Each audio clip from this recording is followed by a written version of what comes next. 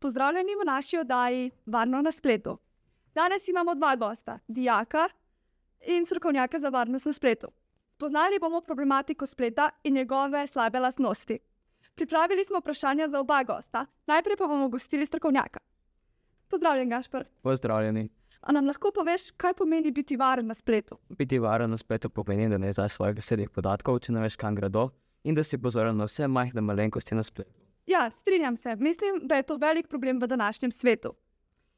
Katera pa je po vašem mnenju najpogostejša grožnja na spletu?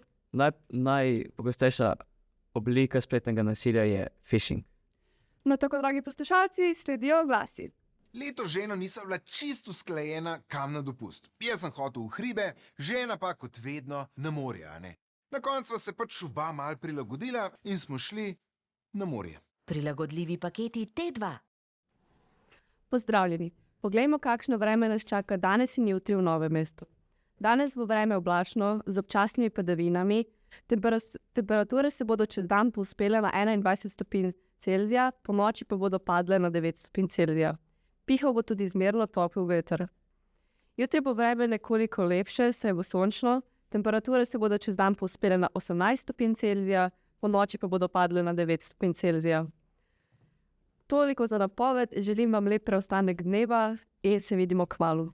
Z mano je dijak Ekonomske šole Novo mesto, ki se je že soočil z spletnim nasiljem. Ožbe, povej nam, kaj se je zgodilo in kako si se s tem spopadal. Prejel sem e-pošto, ki je izgledala kot od moje banke. Rešili so me, da naj izpolnim moje podatke. Ko sem to naredil, sem zaznal čudne dogajanje na mojem bančnem računu. Prvo sem iz računa trgali 100 evrov, na to pa še 50. To je zelo neprijetna situacija. Kako si se spopadal z njo? Izklopil sem mojo bančno kartico, da mi ne morejo več dostopati do denarja. Dragi gostje, sedaj sledijo informacije iz terena. Pozdravljeni, nahajam se na Ekonomski šoli Novo mesto in z mano je profesorica Natalija. Kaj je sploh spletno nadlegovanje in kako ravnati, če si žrtev?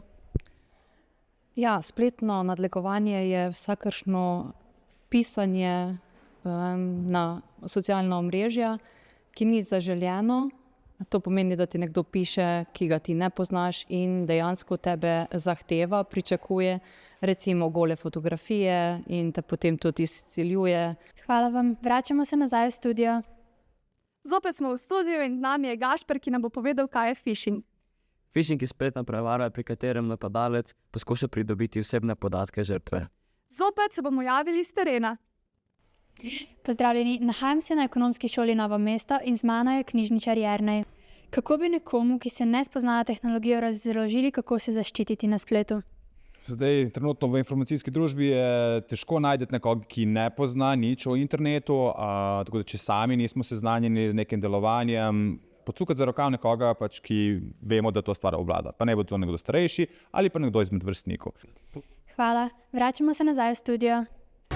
Vedno so pripravljala le najboljšo hrano za najine otroke. Svojo strast spreminjava v posel in izdelke ponujava tudi vam.